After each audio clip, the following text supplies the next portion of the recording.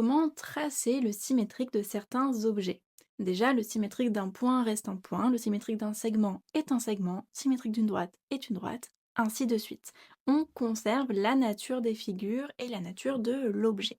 Si on a un point qui est sur notre axe de symétrie, son symétrique sera ce point lui-même. Maintenant, si on veut faire le symétrique d'un point qui n'appartient pas à l'axe de symétrie, à ce moment-là, il faut qu'on trace la perpendiculaire à notre axe passant par ce point et que l'on reporte la distance entre notre point et l'axe de l'autre côté de l'axe sur la droite que l'on vient de tracer. Et on construit ainsi le symétrique de notre point.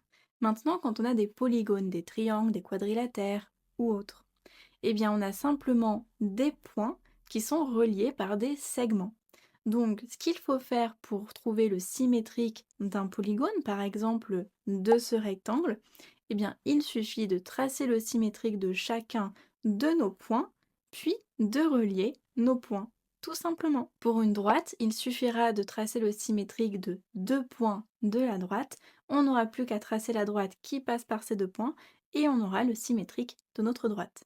Pour le segment, c'est pareil, sauf qu'on prendra comme point les deux extrémités de notre segment. Et enfin, pour tracer le symétrique d'un cercle, à ce moment-là, on va tracer le symétrique du centre, et à partir de ce centre, on trace le cercle de même rayon que le cercle initial. On trouve ainsi le symétrique du cercle de départ.